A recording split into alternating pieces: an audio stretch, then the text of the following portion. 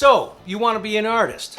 Okay, so you're thinking about going to art school. All right, let's talk about that.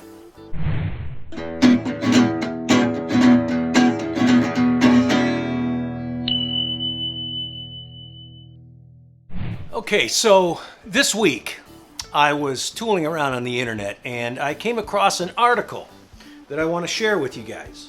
Let's see, it's in the Guardian, which is, I believe, a UK newspaper. I am in the United States, in Arizona. The title of this article is "Just Get a Sketchbook Out. Top UK Artists Lament Decline of Drawing Classes." This is an article written by Dahlia Alberge, Alberge. It was published on Sunday, the 9th of May, 2021.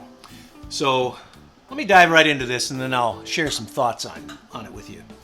The demise of drawing in some of Britain's most prestigious art schools has been lamented by leading artists. Now, like I said, this is in Great Britain, but I am sure that this applies to United States art schools and art schools all over the world. The demise of drawing in some of Britain's most prestigious art schools has been lamented by leading artists. Their comments come as Sir Peter Blake, who is preparing for a new exhibition, and David Hockney, you might have heard of him, recall the inspiration of drawing classes they attended at the Royal College of Art in the 1950s. When Blake and Hockney were students, they learned how to draw in classes that were initially compulsory. Today's RCA students are offered feedback rather than classes. Now, at the risk of sounding like Pops Owens, I'm a 20th century man living in a 21st century. This is a bunch of horse crap. You get feedback rather than classes. What are you going to art school for? Okay, let's continue. In the foreword of the catalog for Blake's show, Hockney writes, "There was a compulsory drawing class for the very first term, and I enjoyed that. I was aware at the time that I was learning a lot." You think?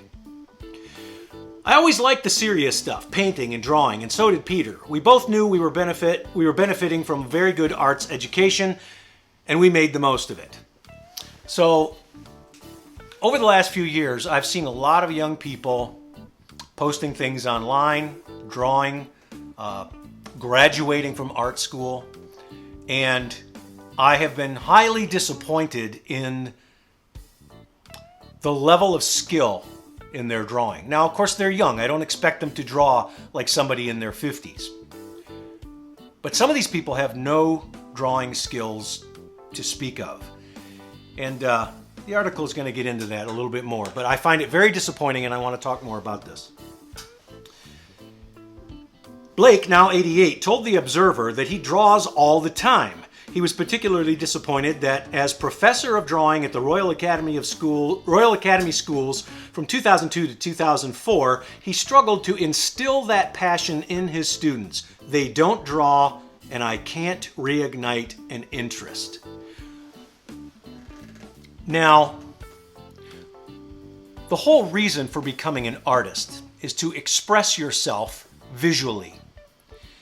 The only way to do this is to acquire the technical skills that are required to put forth the ideas and the images that you grasp or that you come up with in your own noggin. If they're not teaching basic drawing classes, and I mean perspective, where you start with cubes and rectangles and basic geometric shapes, cones and balls. You have to start with these basics, even if your end goal is not to be a realist painter.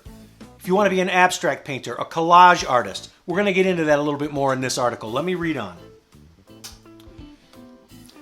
He offered them, this is Blake again, he offered them master classes, studio visits, and a party bag filled with pencils, an eraser, and a note saying, "I can teach you to draw, but here's a sketchbook. Carry it always." The third time I did it, I gave them all a drawing. I gave them the facility to draw, the things to do it with, but admitted it wasn't the right time to teach it. So these people are in art school. And we have a teacher that has a passion for drawing. And I can tell you from my personal experience that if you have a teacher that's passionate, that passion is contagious. And I've had teachers instill passion for art in me. But these young people weren't interested in it. And now this is not a slam on millennials. This is not a slam on young people. My whole critique with this whole thing is not with the young people that don't want to do it. It's with the institutions that aren't making them do it, because it's their responsibility to make sure that these young people come out of this art school with a set of skills that they can apply to their work, and in many cases apply to their vocation, not just an avocation. Most of the people, 99% of the people that I knew in art school were going to art school to learn a skill that they could apply to a trade, not just because they were hobbyists. But let me keep going. The students were more interested in conceptual art, the so-called art of ideas and computers. Okay, let me stop right here. I'm not slamming computers and I'm not slamming conceptual art. I like conceptual art and I use computers every day in the construction of my own personal work. It's a tool that I use, so I'm not coming down on any of these things. But it's kind of like if a musician goes to music school and they don't teach them scales, but they simply teach them how to play one note. Tink, tink, tink, tink, tink. Conceptual, conceptual, conceptual. Computer, computer, computer. Where are the scales? Where are the scales in there to teach you how to understand, to teach you how to see? Among recent graduates who would not necessarily need traditional skills was a student in the 2019 degree show whose art involved changing their name to MX name surname, and who was able to talk to visitors about identity or anything else. His tutor applauded his commitment. Again, I am not slamming this art form. I like all kinds of art forms. I like installations. I like performance art. I like all these things. It'd be like sending someone into the military and not sending them through boot camp. How can you prepare people to be artists without giving them the technical training? I understand training the mind, training the imagination. I was an actor for a number of years, and I even studied what's called the Stanislavski method, or just the method. And I realized after studying it that some people don't have access to their imagination as easily as others, and the processes and the tools that the method gave actors was a way to access their emotions and their imagination. I believe as artists, we all need that as well. We need to, as well as practice and drill our hands and our hand-eye coordination, we need to practice and drill our imagination capabilities as well. And I see this particular art school as well, I'm sure, like I said, many others, they're exercising the imagination muscle while eliminating the basic training of the hand-eye coordination, the learning how to understand the materials to create visual representations that we want to make. I'm talking about not having basic drawing classes be compulsory in art school. I don't understand it. You are being ripped off if you're paying an art school for that. I was very blessed to go to a very good art school where we did not have tenured professors. The people that taught us in my art school, which was the Center for Creative Studies in Detroit, which is now called the College for Creative Studies in Detroit, the teachers that we had were working professionals who took time out of their day to come and teach a class. So some of the people that I had teach me worked in the advertising business. Some of them were fine artists and they were figure artists, but they were working professionals having shows of their own, making works of their own. Let me continue. Blake is one of the leading figures of British pop art. After graduating from RCA, he began to appropriate pop culture imagery, creating homages to figures such as Marilyn Monroe. His most famous works include the collage album covers for the Beatles' Sgt. Pepper's Lonely Hearts Club Band, which he created with his then-wife, Jan Hayworth. In the catalog, titled Peter Blake Collage and published by Thames and Hudson on 10 June, Hockney writes, "Collages are essentially an extension of drawing." You think? If you don't know how to draw, you don't know how to design. You're not going to make a good collage. So to be really good at collage, like Picasso, you have to understand and master drawing. Peter's drawings are detailed and meticulous. Peter brings the same meticulous quality to his collage work. Nobody has done anything quite like them. They're terrific. Now, I am not super familiar with this man's work, and of course I'm familiar with Sgt. Pepper's album cover. And I'm not slamming collage work. Again, I'm talking about these institutions that are supposed to be preparing people for a life in the arts, and they're, in my opinion, shortchanging them. Other leading artists echoed Blake's lament, including the sculptor Michael Sandel, a Royal Academician.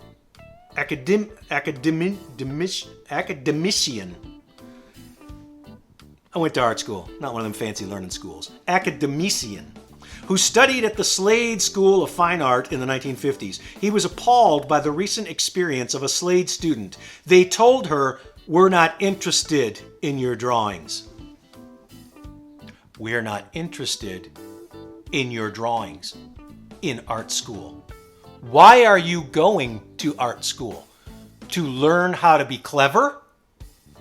That's great. A lot of professions need clever people.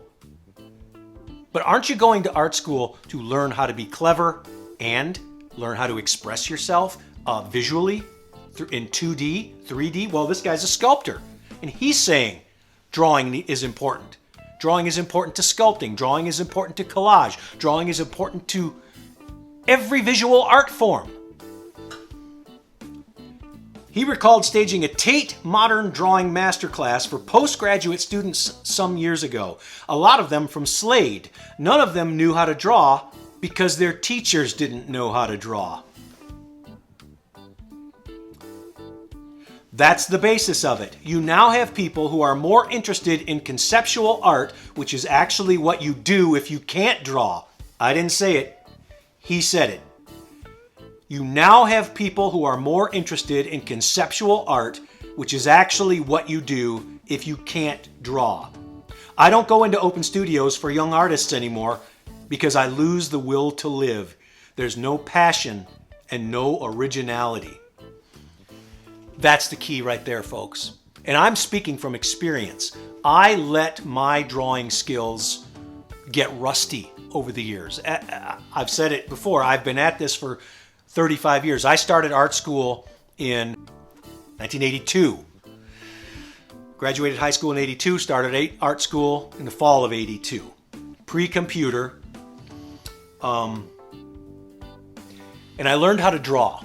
I said to myself, there were a lot of options I could have had in art school. I could have gone the fine art route where they were doing a lot of abstract work. I could have gone into design or art direction. But I didn't know what I wanted to do. I was 18 years old. I was 17 years old when I started art school.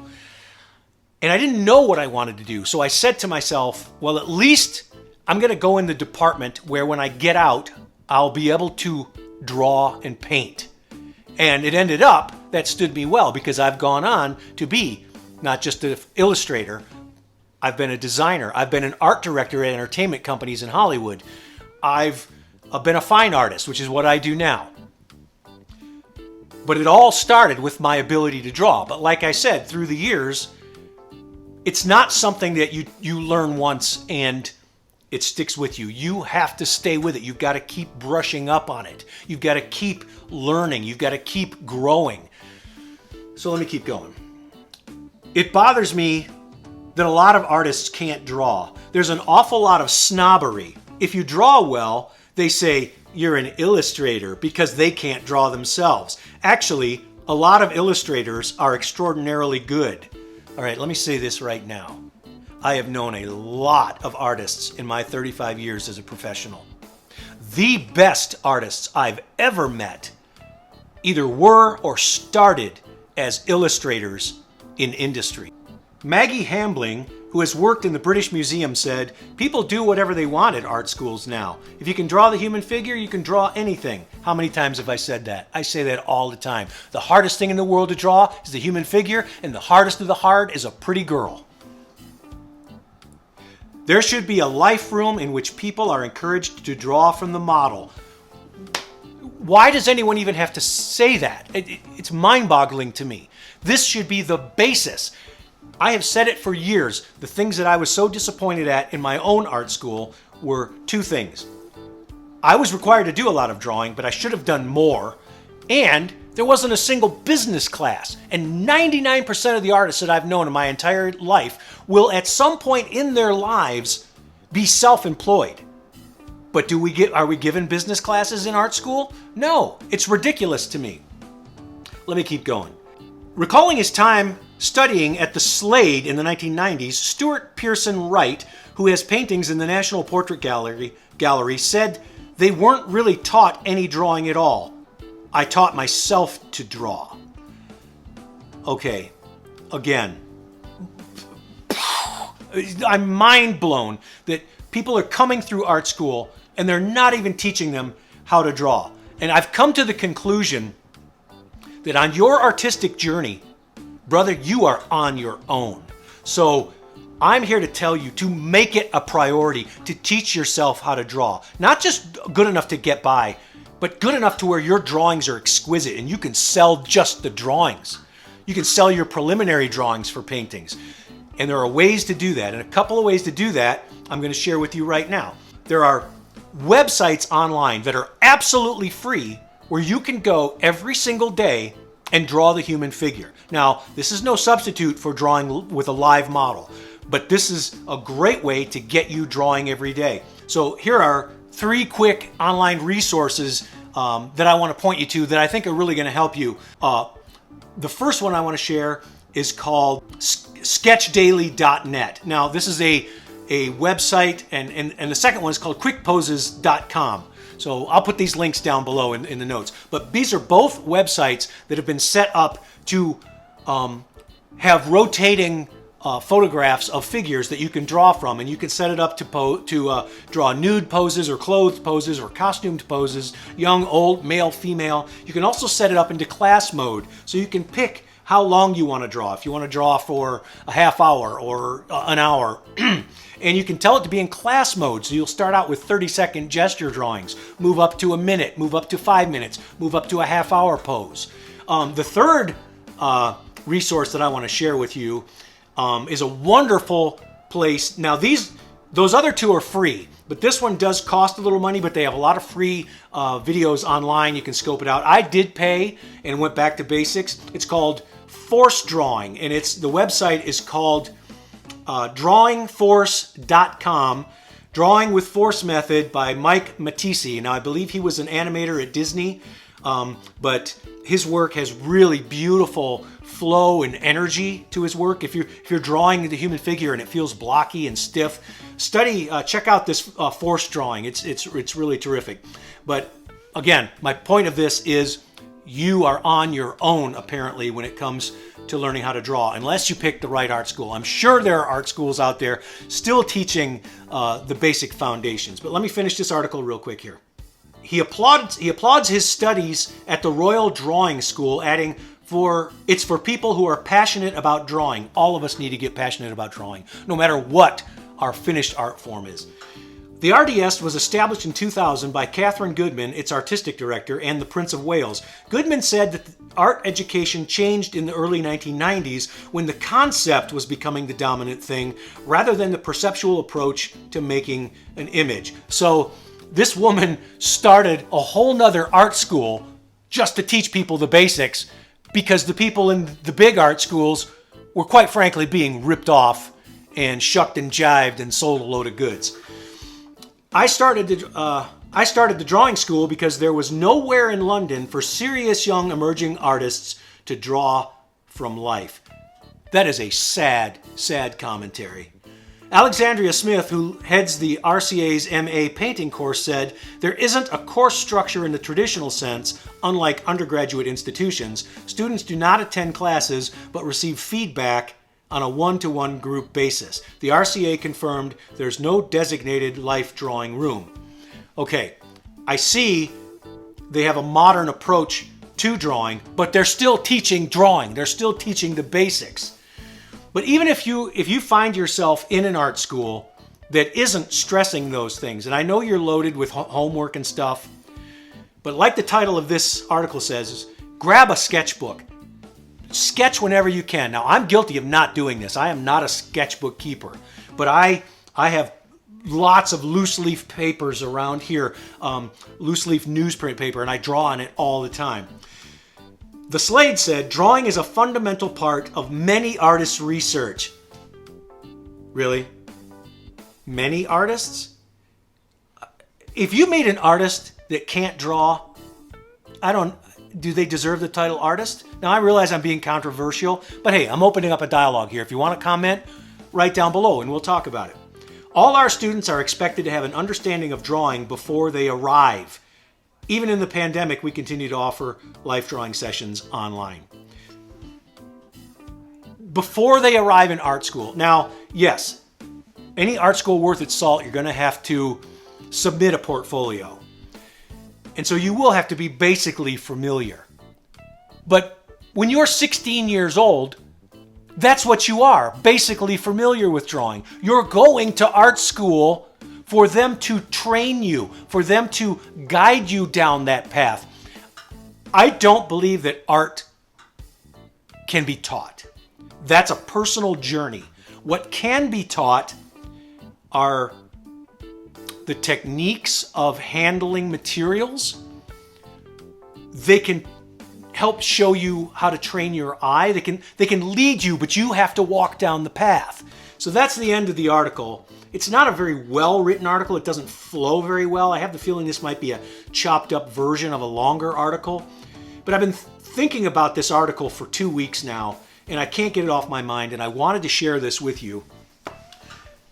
It brought to mind the things about my own art school experience that did not make me happy upon getting out of art school and years of experience and reflecting back on art school. So I just want to sum it up by saying, if you're an amateur, if you want to be a professional, whatever it is you want to do, the basics of it, if you want to watercolor, if you want to sculpt, if you want to collage, even if you want to do installation art, you still have to draw the layout of what you're going to install. You still have to have a roadmap to help the people that are helping you install it do that. You think Christo, who rapped the islands, didn't sketch it out first? Drawing is the basis of getting your inspiration and your ideas and those epiphanies that come to you. Drawing is the ability to start visualizing that and to get others to share your vision if it's a collaborative art form. And forgive me if I've prattled on and waffled on, as the British will say. Maybe I haven't even got my thoughts completely organized on this. I've just been kind of incensed by reading this article and thinking about some of the young people I've known that have gone through art school and have come through, and I'm not sure what they're prepared to do with their art school training. Again, let's open this up as a dialogue. Comment down below. I'd love to join in and discuss this. You know what? Take it for what it's worth. It's my dos centavos. Until next time, go make something cool. Owens out.